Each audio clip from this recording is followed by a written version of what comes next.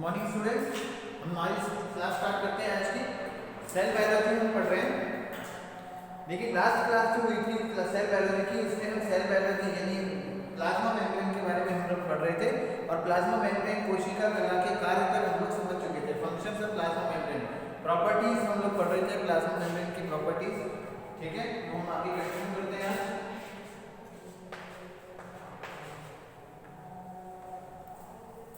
Properties of plasma membrane.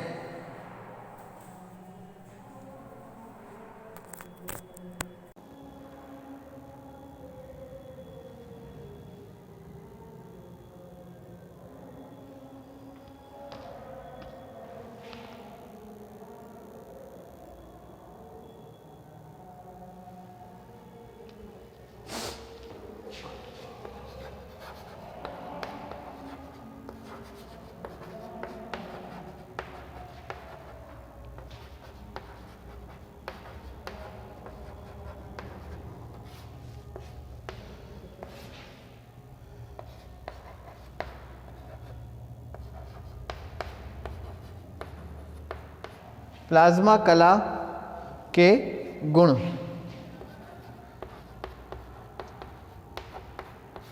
Plasma कला के गुण यानी प्रॉपर्टीज ऑफ प्लाज्मा मेम्ब्रेन।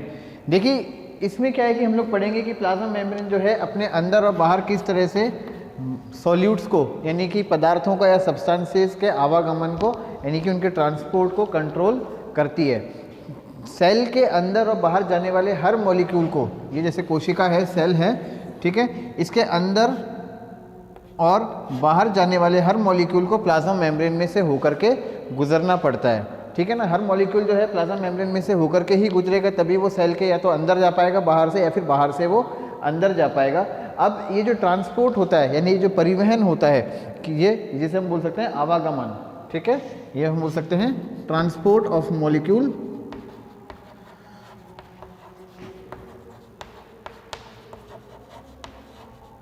या आवागमन। आवागमन ये किन पर निर्भर करता है, ये किन पर डिपेंड करता है? सबसे पहला मॉलिक्यूल्स के साइज ऑफ मॉलिक्यूल्स। सबसे पहला ये डिपेंड करता है मॉलिक्यूल्स के साइज पर यानी कि उनके साइज पर यानी आकार पर, अणुओं के आकार पर।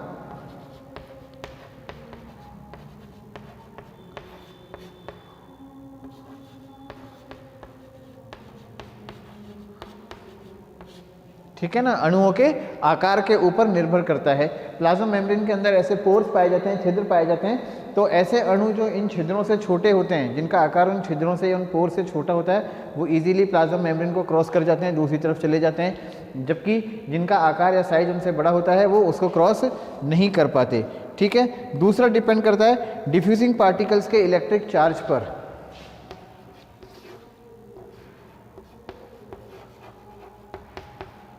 इलेक्ट्रिक चार्ज ऑफ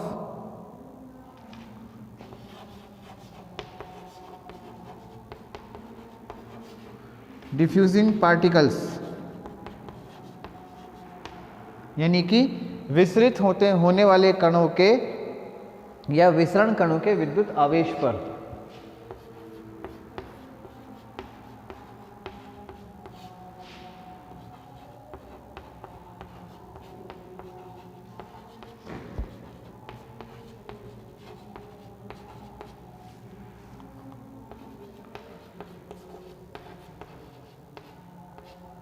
विसरण कणों के विद्युत आवेश के ऊपर यह निर्भर करता है। तीसरा, लिपिड के अंदर उनकी विलेयता यानी कि वो किस तरह से लिपिड के अंदर सॉल्युबल हैं।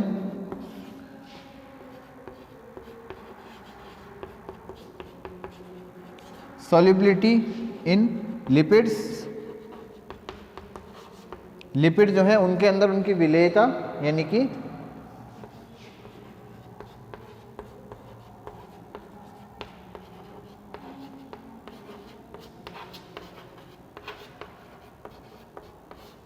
लिपिड में इनकी विलेयता के ऊपर निर्भर करता है। और सबसे लास्ट कंसंट्रेशन यानी कोशिका के अंदर और बाहर उनकी सांद्रता के ऊपर।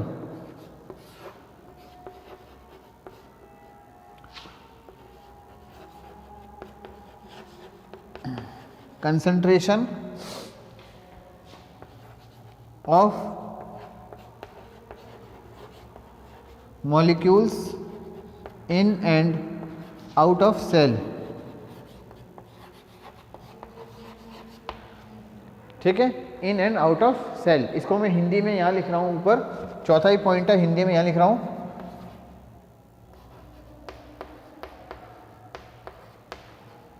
कोशिका के अंदर तथा बाहर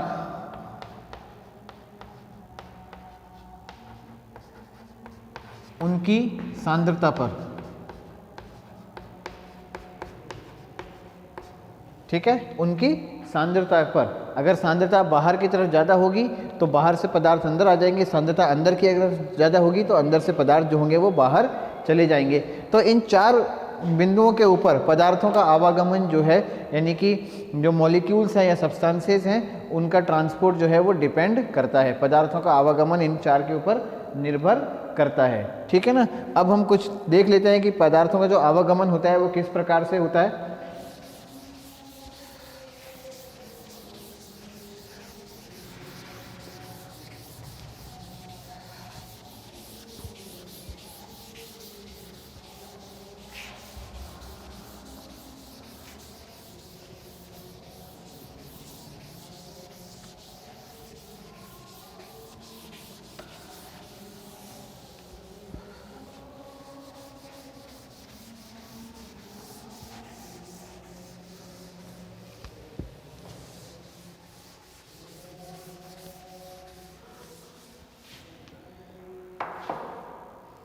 देखो बच्चों, आगे चलने से पहले मैं एक बात आपको क्लियर कर देता हूँ। बहुत सी चीज़ ऐसी होती है जो क्या है कि हमें ना कई बार लीक से हटके पढ़नी पड़ती है, जो वास्तव में जो हम पढ़ रहे हैं वो नहीं होता। एक्चुअली देखो, प्लाज्मा मेम्ब्रेन की प्रॉपर्टी की अगर बात की जाए तो अब हम जो टॉपिक पढ़ रहे हैं ये वास्तव में प्लाज्मा मेम्ब्रेन की प्रॉपर्टी है नहीं। ठीक है ना। लेकिन आपकी जो बुक है, मुझे क्या है कि ताकि आपको कन्फ्यूज़न ना हो, फर्स्ट ईयर के स्टूडेंट्स हो, अभी आप लोग कॉलेज लेवल में पहली बार आए हो और फर्स्ट टाइम ये सब चीज़ें पढ़ रहे हो, तो क्या है कि आप लोगों को तो बुक फॉलो करनी पड़ेगी, आपको तो किताब से ही पढ़ना पड़ेगा और किताब में लिखी चीज़ें हमको फॉलो करनी पड़ती हैं ताकि आपको कोई परेशानी खड़ी ना हो जाए। आपकी बुक में दिया हुआ है प्लाज्मा मेम्ब्रेन की प्रॉपर्टीज़ में ये सारे टॉपिक दिए हुए हैं, लेकिन एक्चुअली ये प्लाज्मा मेम्ब्रेन की कोई प्रॉपर्टी नहीं है। ये केवल जो बॉटनी के लिए जो सेल बायोलॉजी की बुक है। पहले तो मैं एक बार आपको फिर से क्लियर कर दूं, हम जो टॉपिक पढ़ रहे हैं ये सेल बायोलॉजी, ये बॉटनी जूलॉजी दोनों के अंदर आ रहा है। बॉटनी में है ये पेपर फर्स्ट, पेपर का पूरा नाम है cell biology genetics and plant breeding. ठीक है ना। इसमें यूनिट फर्स्ट हम पढ़ रहे हैं अभी, सेल का स्ट्रक्चर। ठीक इस तरह से जूलॉजी के अंदर भी cell biology and genetics paper second है और इसका सेक्शन ए हम पढ़ रहे हैं। ठीक है। इसमें केवल जूलॉजी की बात कर रहा हूँ मैं, केवल जूलॉजी की बात। जूलॉजी के अंदर थोड़ा सा सेल बायोलॉजी में आपके एक्स्ट्रा टॉपिक दिया है, जैसे स्ट्रक्चर ऑफ वायरस। ये थोड़ा सा मैं एक बार अलग हटके आपको समझा रहा हूँ, इसको समझ लीजिए। Structure of virus,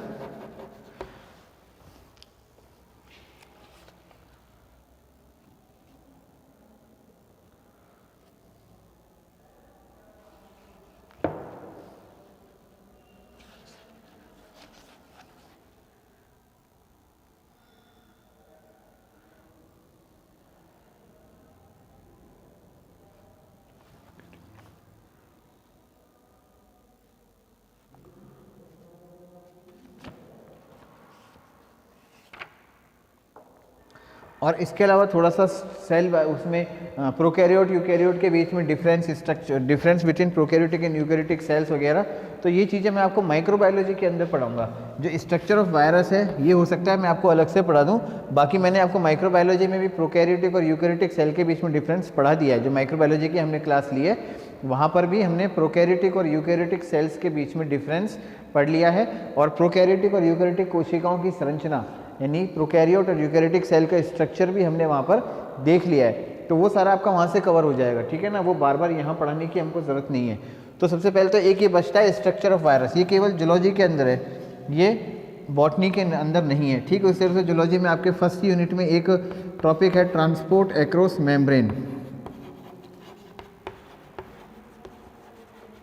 transport across membrane. ठीक है। तो ये दोनों टॉपिक जो हैं ये हम तो सेल बायोलॉजी के साथ ही पढ़ेंगे, मैं आपको लेकिन बता दूंगा कि ये आपको केवल बॉटनी में पढ़ना है या केवल जूलॉजी के अंदर पढ़ना है। ये दो टॉपिक अभी हम आने वाले कुछ टाइम में पढ़ेंगे, ये दोनों आपके केवल जूलॉजी के अंदर हैं, बॉटनी में नहीं है। क्लास हम कंबाइंड लेंगे, क्लास जो होगी वो हमारी कंबाइंड होगी, ठीक है ना। उसमें मैं आपको लेकिन मेंशन कर दूंगा अलग से कि ये दोनों टॉपिक केवल जूलॉजी के अंदर ही हैं, बॉटनी के अंदर आपको ये टॉपिक नहीं पढ़ने। ये वाला टॉपिक जो है आपका माइक्रोबायोलॉजी के अंदर भी है, जो स्ट्रक्चर ऑफ वायरस वगैरह, ये वाला टॉपिक आपका माइक्रोबायोलॉजी में भी है। तो इसको तो हम 2 बार पढ़ लेंगे, माइक्रोबायोलॉजी में भी पढ़ लेंगे जब माइक्रोबायोलॉजी आएगी आगे। माइक्रोबायोलॉजी में लंबा आएगा अभी, ये काफ़ी देर बाद आएगा। और अभी हमको फर्स्ट ही यूनिट में, दोनों में, ठीक है ना, जूलॉजी के अंदर फर्स्ट यूनिट में ये दोनों टॉपिक अभी हमको पढ़ने हैं। कुछ टाइम के बाद हम लोग पढ़ लेंगे, लेकिन मैं आपको अभी से मेंशन कर रहा हूँ कि ये टॉपिक आपके बॉटनी में नहीं है, केवल जूलॉजी के सिलेबस में है, ठीक है। तो ये तो हो गई बात एक। अब हम बात कर रहे थे प्रॉपर्टीज़ की। तो प्लाज्मा मेम्ब्रेन की प्रॉपर्टीज़ ये बिल्कुल नहीं है जो कि हम लोग अब आगे आने पढ़ने वाले हैं, लेकिन मजबूरी में हमें इसलिए पढ़ना पड़ रहा है क्योंकि आपकी बुक जो है उसमें इस तरीके से दिया हुआ है। तो हमें क्या है कि आपकी बुक को फॉलो करते हुए आगे थोड़ा बहुत चलना पड़ेगा, ठीक है ना। अब प्लाज्मा मेम्ब्रेन की प्रॉपर्टीज़ तो सिंपल प्रॉपर्टीज़ है प्लाज्मा मेम्ब्रेन की।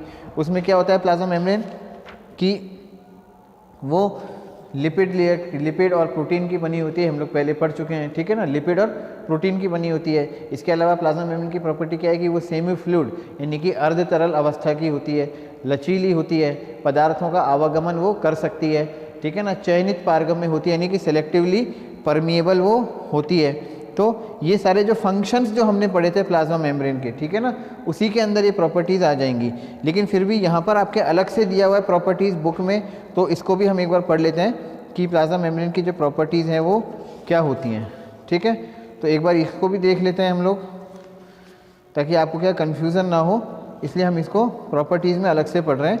लेकिन यही सारी चीज़ें जब ट्रांसपोर्ट के अंदर हम पढ़ेंगे तो वहाँ पे ये सारी चीज़ें डिटेल में दोबारा आ जाएंगी, ठीक है ना।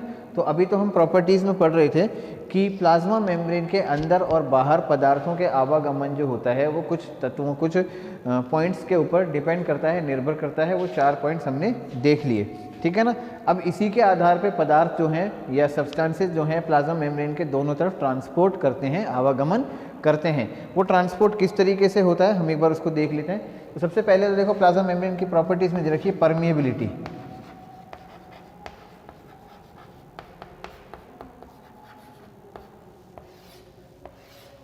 प्लाज्मा मेम्ब्रेन की प्रॉपर्टी इसमें दी हुई है क्या, परमिएबिलिटी। इसका मतलब क्या है, प्लाज्मा मेम्ब्रेन एक चयनित पारगम्य है। परमिएबिलिटी का मतलब होता है पारगम्यता।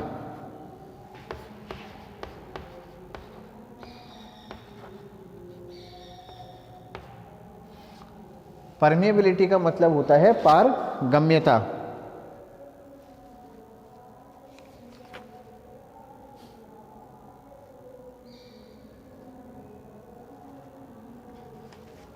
ठीक है, पारगम्यता का अर्थ क्या है, जब पदार्थ किसी मेम्ब्रेन या किसी कला के ऊपर से क्रॉस करके हुए दूसरी तरफ गुजर जाते हैं तो वो कहलाता है पारगम्यता। लेकिन प्लाज्मा मेम्ब्रेन क्या है, यह चयनित पारगम्य है।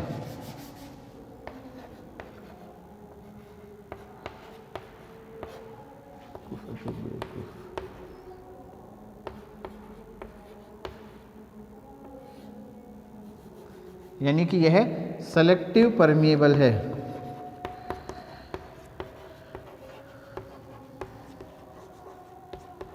इट इज सेलेक्टिव परमिएबल यानी चयनित पारगम्य है। सेलेक्टिव परमिएबल यानी चयनित पारगम्य का क्या मतलब है कि यह कुछ पदार्थों को अपने अंदर से होकर के आराम से गुजर जाने देती है, लेकिन कुछ पदार्थों को यह नहीं गुजरने देती, ठीक है ना। इसका मतलब क्या है, यह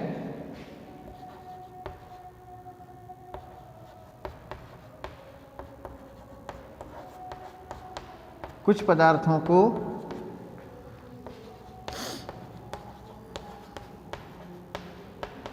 अपने अंदर से होकर गुजरने देती है, जबकि कुछ को रोक लेती है, गुजरने देती है। हम पहले भी पढ़ चुके हैं ये, जबकि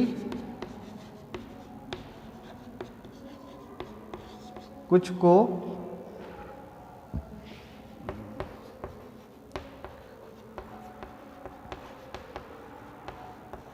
रोक लेती है, ठीक है ना।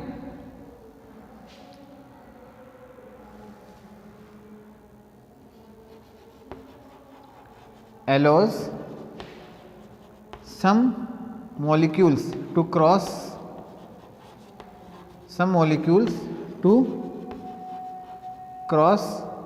while restrict other, जबकि कुछ को यह अपने अंदर से होकर के नहीं गुजरने देती, रेस्ट्रिक्ट कर देती है, उन्हें रोक देती है। तो यह जो प्रॉपर्टी होती है प्लाज्मा मेम्ब्रेन की, यह कहलाती है परमिएबिलिटी, यानी इसको हम कह सकते हैं चयनात्मक पारगम्य, ठीक है ना, यानी सेलेक्टिव परमिएबिलिटी, ठीक है। इसी वजह से ये जो चयनित पारगम्यता होती है या सेलेक्टिव परमिएबिलिटी होती है, इसी वजह से जो सेल होता है वो अपने अंदर और बाहर पदार्थों के प्रवाह पर नियंत्रण भी रखता है। इसके अलावा दोनों तरफ, यानी कि अंदर की तरफ और सेल के बाहर की तरफ, दोनों तरफ के जो अवस्था होती है उसमें ये डिफरेंट सॉल्यूट्स की कंसंट्रेशन को भी मेंटेन करता है, ठीक है ना, उस कंसंट्रेशन को भी ये मेंटेन करता है। तो चयनित पारगम्यता की वजह से दो काम होते हैं,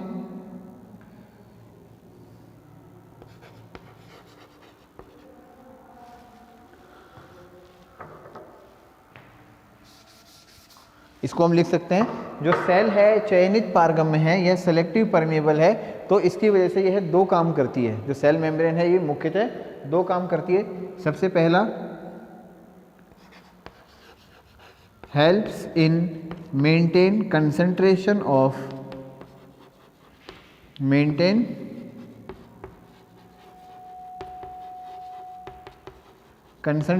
of different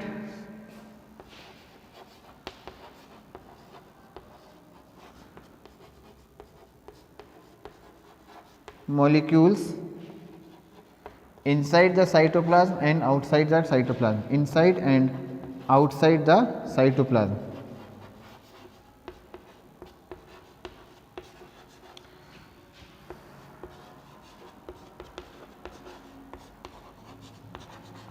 Inside and outside the cytoplasm, ये तो पहला काम है। दूसरा, it controls the movement of, इसको हम एक बार हिंदी में भी लिख लेते हैं,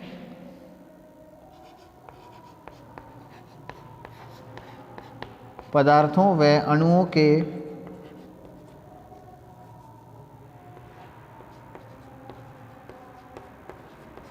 अणुओं की सांद्रता को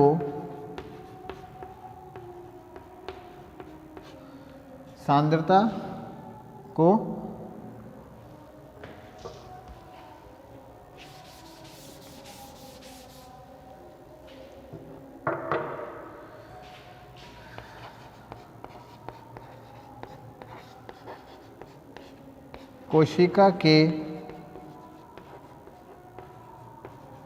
अंदर तथा बाहर पदार्थों व अणुओं की सांद्रता को बनाए रखती है, कि सांद्रता को बनाए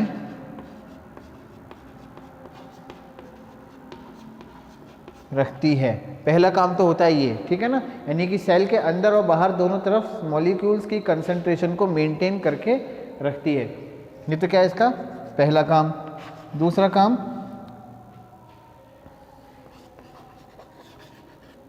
controls the movement of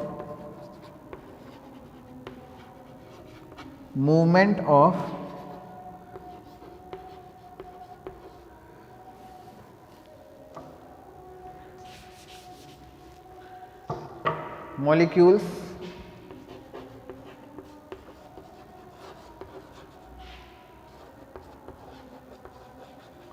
across the membrane,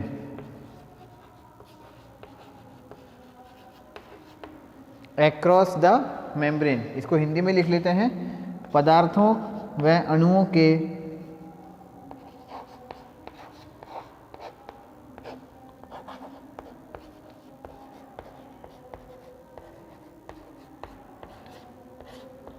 वह अणुओं के आवागमन को नियंत्रित करती है।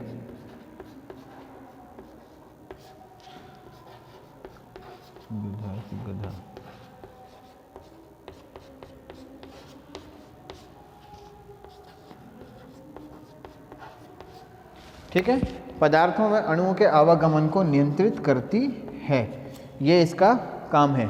ठीक है ना, तो इसकी वजह से क्या है, हम कह सकते हैं कि जो सेल मेम्ब्रेन है जो सेलेक्टिवली परमीबल है, वो दो काम करती है। सबसे पहला तो क्या कि वो कोशिका के अंदर व बाहर पदार्थों में अणुओं की सांद्रता को बनाए रखती है, यानी कि वो डिफरेंट मॉलिक्यूल्स और सब्सटेंस की कंसंट्रेशन को मेंटेन करके रखती है साइटोप्लाज्म के अंदर और साइटोप्लाज्म के बाहर, यानी सेल मेम्ब्रेन के दोनों तरफ कंसंट्रेशन को मेंटेन करके रखती है। ये जो कंसंट्रेशन मेंटेन होती है किसी भी मॉलिक्यूल की, जैसे एग्जांपल ले सोडियम आयन है, ठीक है ना।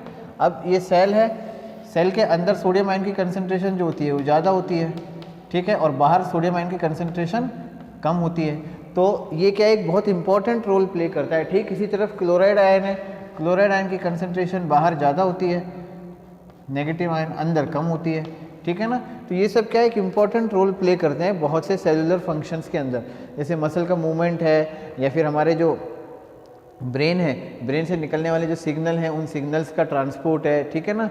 और इसके अलावा भी बहुत से टाइप के फंक्शंस के अंदर ये एक रोल प्ले करते हैं, ये जो डिफरेंट कंसंट्रेशन होता है। तो सबसे पहला तो काम इसका ये होता है कि ये पदार्थों में अणुओं की सांद्रता को बनाए रखती है दोनों तरफ, अंदर और बाहर, ठीक है। दूसरा काम इसका होता है कि ये अणुओं के आवागमन को नियंत्रित करती है, यानी कि ये कंट्रोल करती है movement of molecule across the membrane, कि मॉलिक्यूल जो हैं वो मेम्ब्रेन के अक्रॉस कैसे तरह से क्रॉस करते हैं उसको कंट्रोल करती है, ठीक है ना। अब देखो कैसे कंट्रोल करती है, थोड़ा सा हम इसको पढ़ लेते हैं।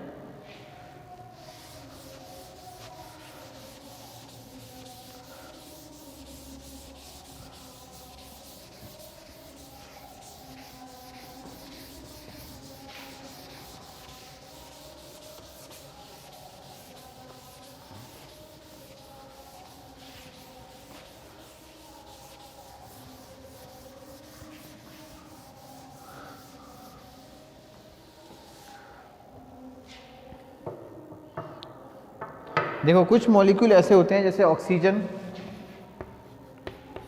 कार्बन डाइऑक्साइड, वाटर, ये सब इजीली सेल मेम्ब्रेन को क्रॉस कर जाते हैं। ये जो मॉलिक्यूल्स हैं ये सेल मेम्ब्रेन को इजीली क्रॉस कर जाते हैं, यानी कि मुक्त रूप से प्रवाहित होते हैं। इसको हम लिख सकते हैं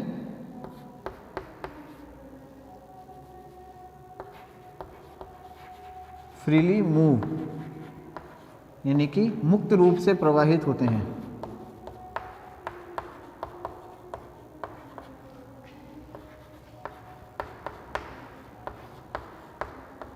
ये शायद हम लोग पढ़ चुके हैं एक बार, और एक बार मैं रिपीट कर रहा हूँ इसको, मुक्त रूप से प्रवाहित होते हैं, ठीक है ना, फ्रीली मूव करते हैं। जबकि कुछ पदार्थ ऐसे होते हैं जो आसानी से प्रवाहित नहीं होते, जैसे सोडियम आयन, प्रोटीन और पॉलीसैकेराइड वगैरह।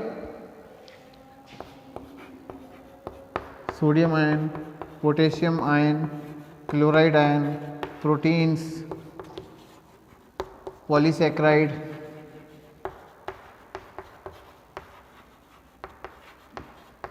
ये आसानी से प्रवाहित नहीं होते।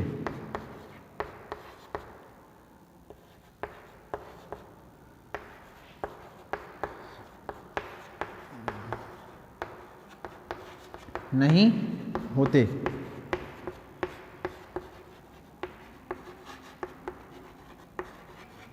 कैन नॉट मूव फ्रीली,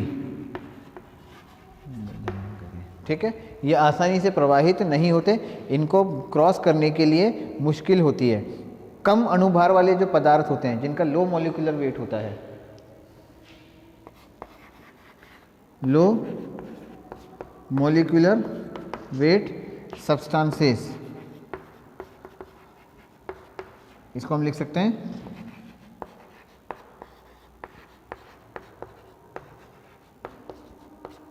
कम अणुभार वाले पदार्थ, कम अणुभार वाले पदार्थ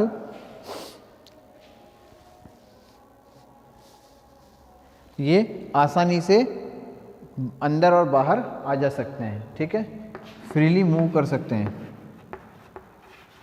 फ्रीली मूव कर सकते हैं, यानी कि हम इसको लिख सकते हैं आसानी से प्रवाहित होते हैं।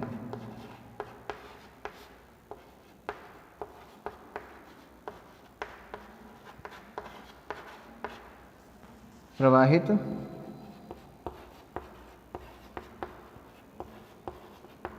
होते हैं, आसानी से ये अंदर और बाहर क्रॉस कर सकते हैं, ठीक है। लेकिन हाई मॉलिक्यूलर वेट जो वाले होते हैं, हाई मॉलिक्यूलर वेट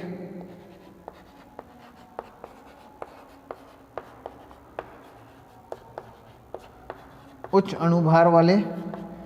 अणुभार वाले पदार्थ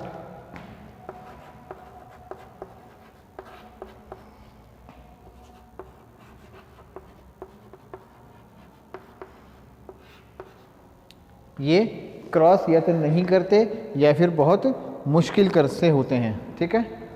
कैन नॉट क्रॉस, ठीक है, यानी प्रवाहित नहीं होते।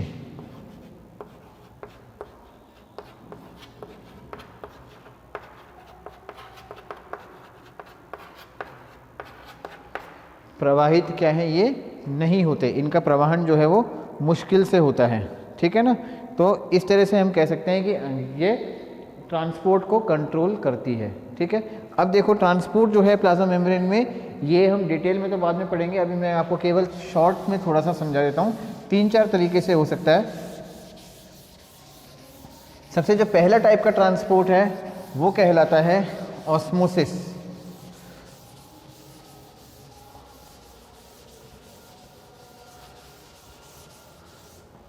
जो फर्स्ट टाइप का ट्रांसपोर्ट है जो कि प्लाज्मा मेम्ब्रेन के अक्रॉस हो सकता है वो कहलाता है ऑस्मोसिस यानी परासरण।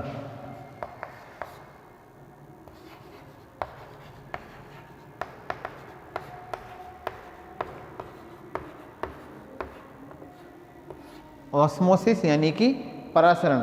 ऑस्मोसिस क्या होता है, हम मान के चलें एक बीकर है, इसके बीच में हमने एक सेमी परमीबल मेम्ब्रेन लगा दी। सेमी परमिएबल मेम्ब्रेन, अर्ध पारगम्य झिल्ली हम इसके बीच में लगा दी।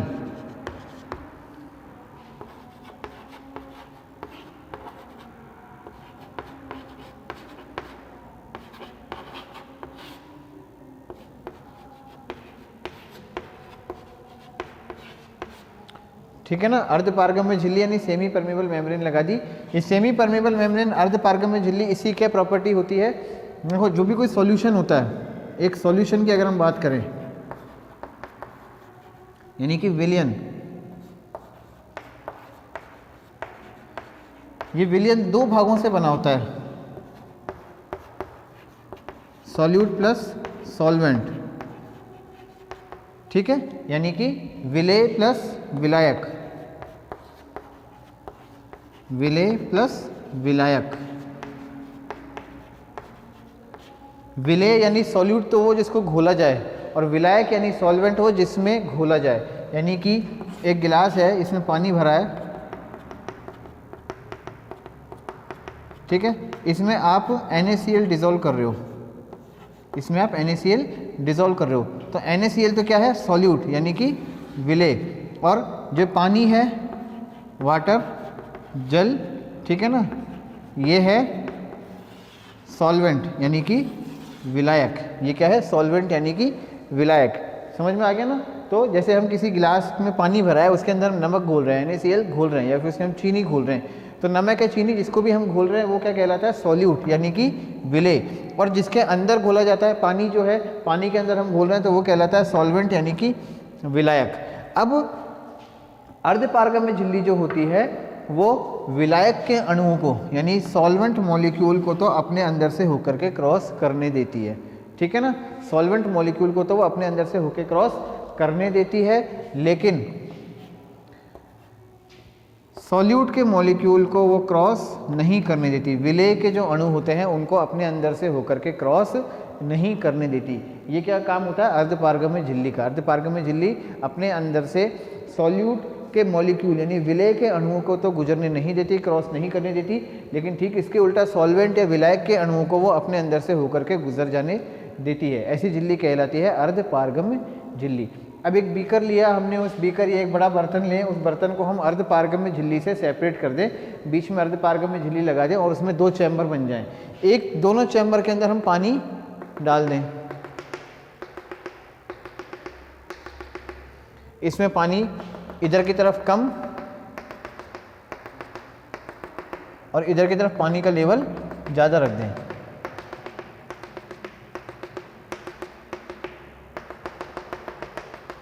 ठीक है, यहाँ पानी का लेवल कम है, यहाँ पानी का लेवल ज़्यादा है।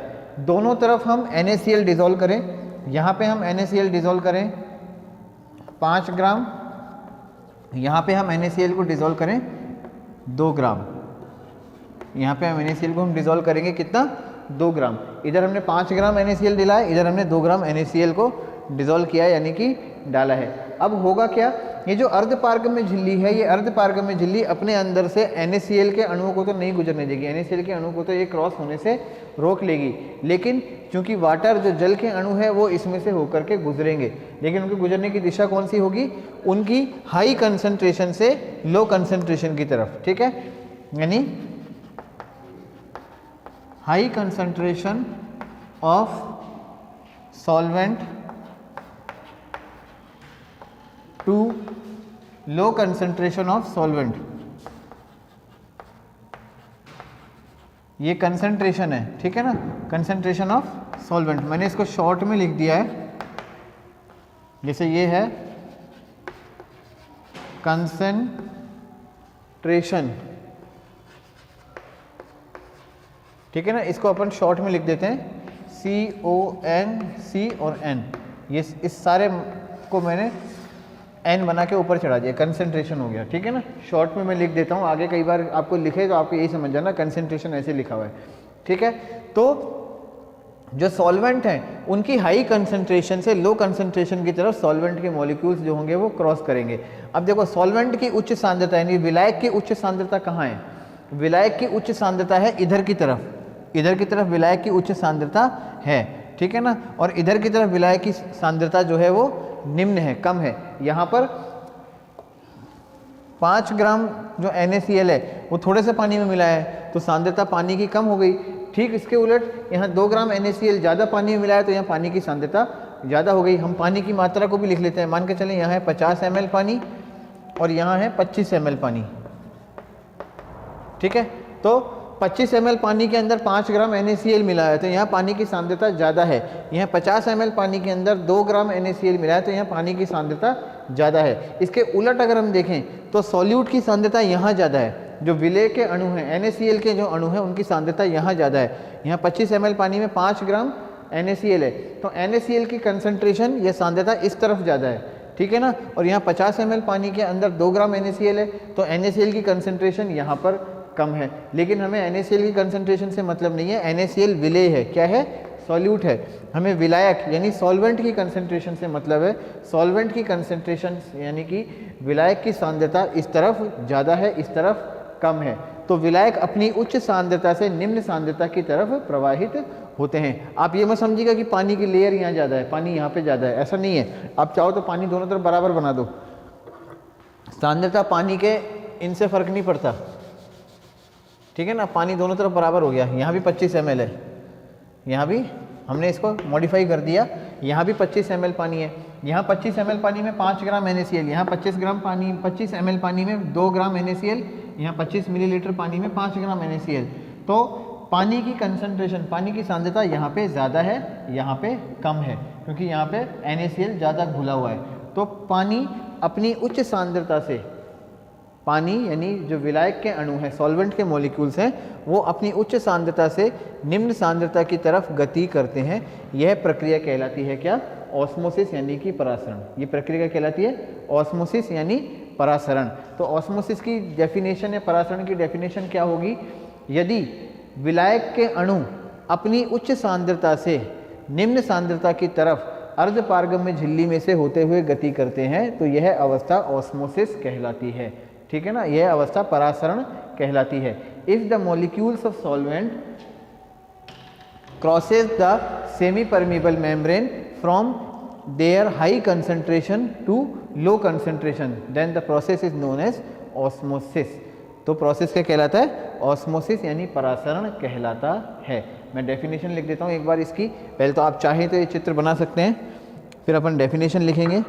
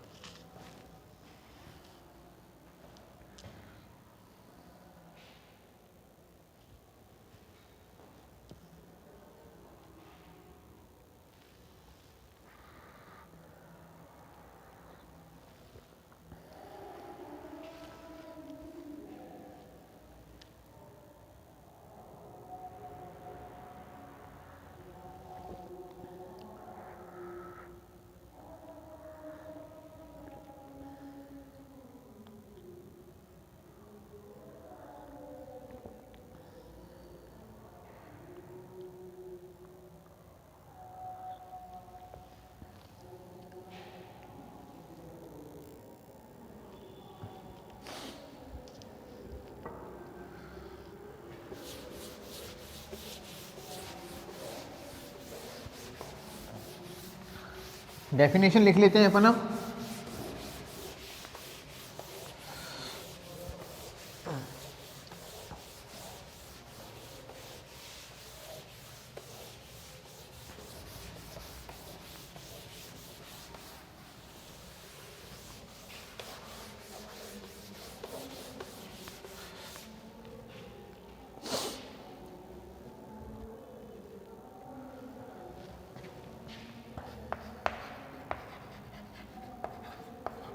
Transport of molecules of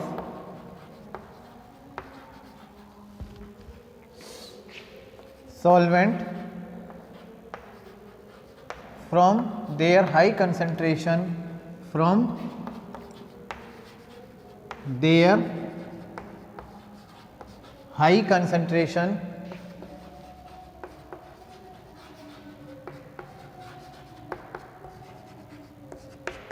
to low concentration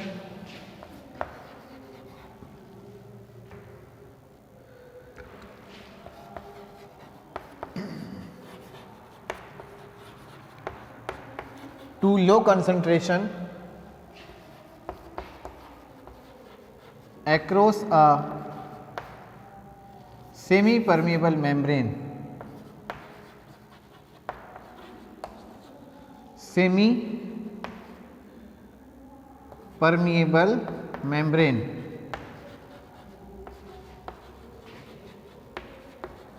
is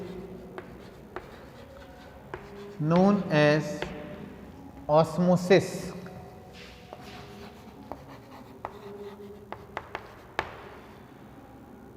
ठीक है, इज नोन एज ऑस्मोसिस। यानी कि मॉलिक्यूल्स ऑफ सॉल्वेंट, यानी सॉल्वेंट के जो मॉलिक्यूल्स हैं वो जब अपनी हाई कंसंट्रेशन फ्रॉम देयर, यानी खुद की अपनी हाई कंसंट्रेशन से लो कंसंट्रेशन की तरफ जाते हैं across a semi permeable membrane is known as osmosis. ठीक है, अब हम इसको लिख लेते हैं। विलायक के अणुओं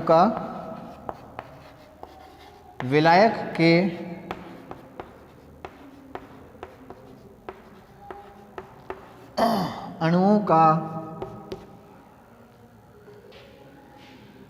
अर्धपारगम्य झिल्ली में से होकर के अर्धपारगम्य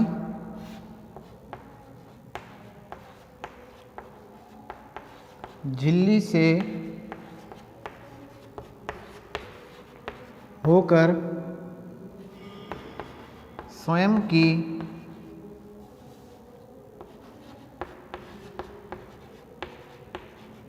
उच्च सांद्रता से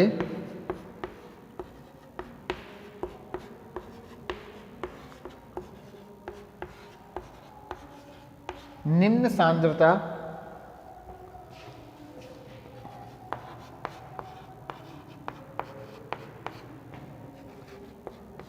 की तरफ परिवहन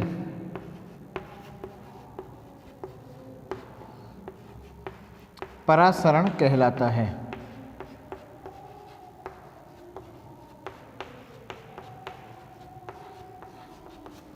परासरण कहलाता है।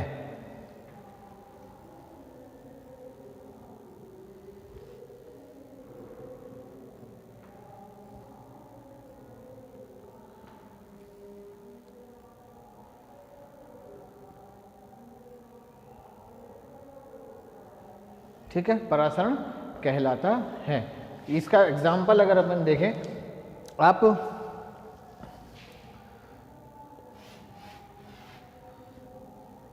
वाटर, ठीक है, पानी, शुद्ध पानी है, इसमें किशमिश अगर डाल दें तो वो फूल जाती है। किशमिश अगर इसमें डाल दें तो वो फूल जाती है। क्यों? क्योंकि किशमिश के अंदर वाटर मॉलिक्यूल्स हैं ही नहीं, और पानी के अंदर किशमिश डालने पर पानी में बहुत सारे वाटर मॉलिक्यूल्स हैं, तो वाटर के मॉलिक्यूल जो होंगे इस किशमिश के अंदर एंटर कर जाएंगे और ये किशमिश जो होगी फूल जाएगी। ठीक है ना, ये कहलाता है एंडोऑस्मोसिस। ये कहलाता है एंडोऑस्मोसिस, अंतः परासरण।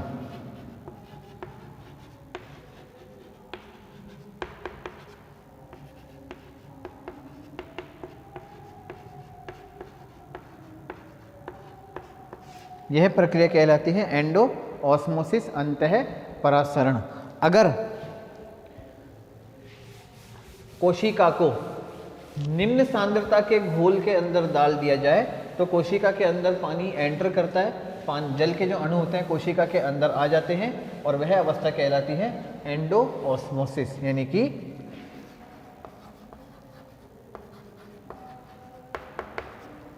अंतः परासरण। क्या कहलाती है? अंतः परासरण। अगर if cell is placed in pure water और निम्न और low concentration solution,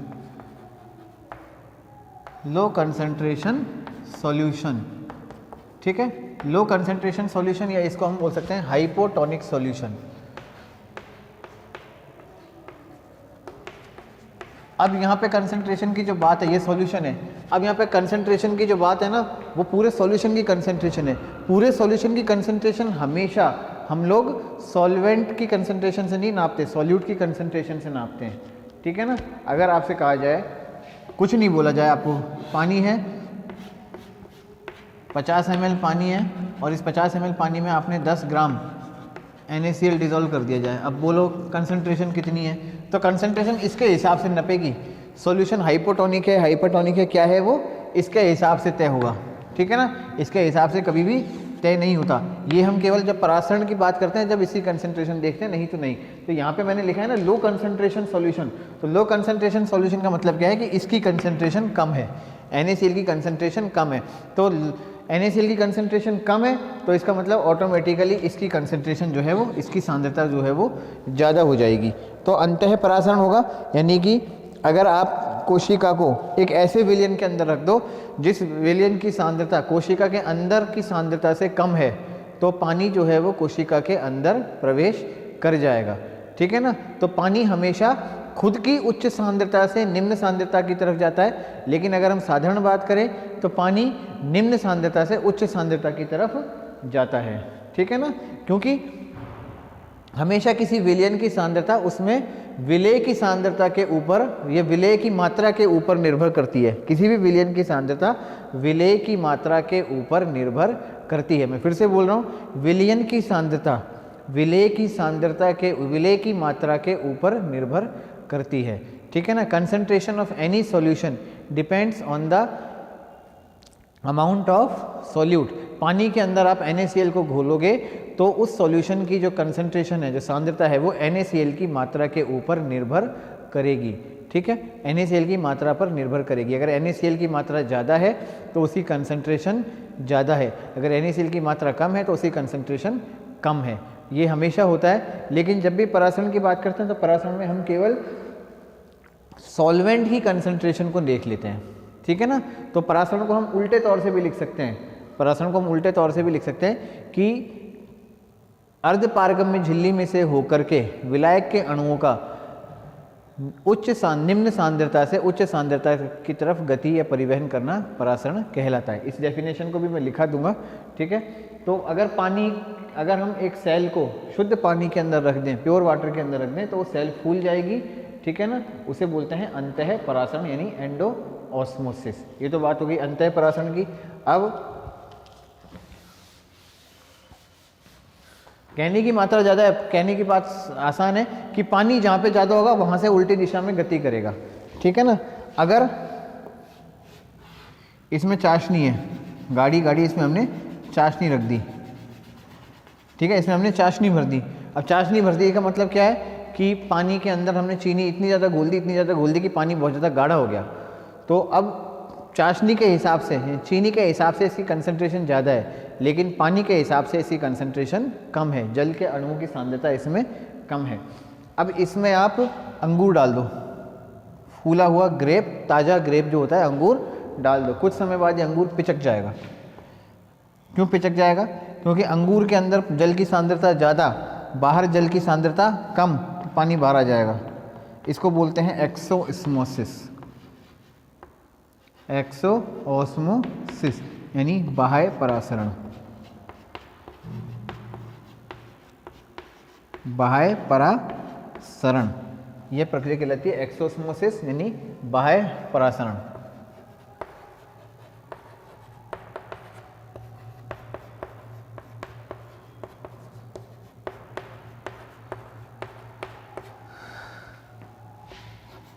If cell is placed in high concentration solvent,